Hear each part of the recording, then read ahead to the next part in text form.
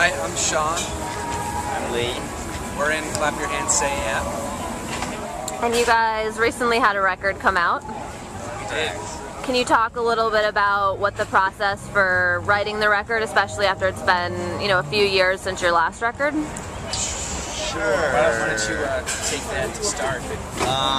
We worked on it a lot harder, I think, before going into the studio than we had previous records. There was a lot of, it was maybe more of a collaborative process over the course of like a year or something.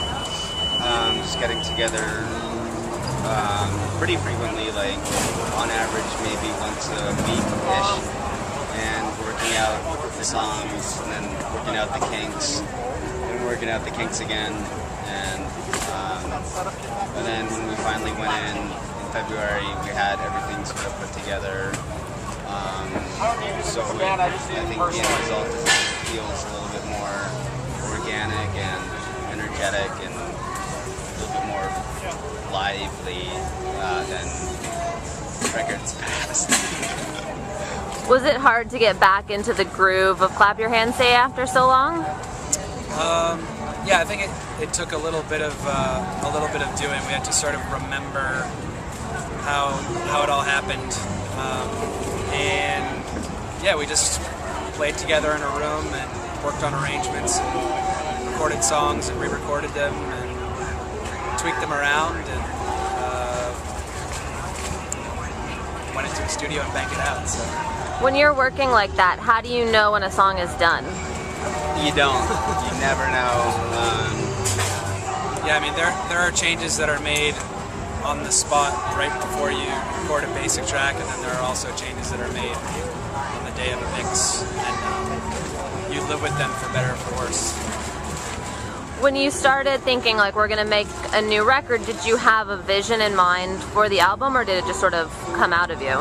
I think the main thing was we wanted to get back to the energy of the first one that we all sort of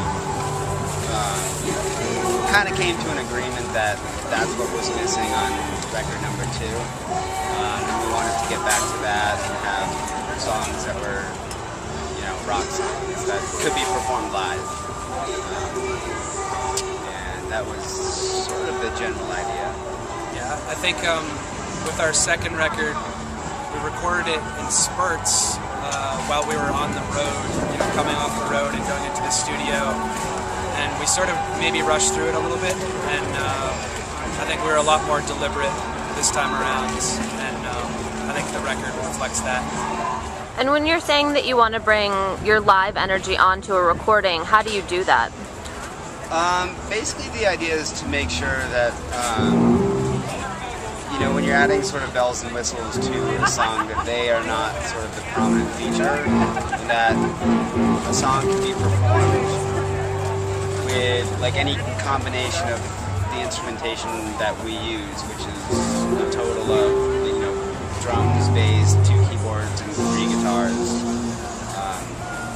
Any combination of that. So in some songs in the second record, there was stuff that we just couldn't do live, and so the idea was to make a record that sounded like we performed live. So when people come to see us play live, the songs sound like the songs that they are familiar with.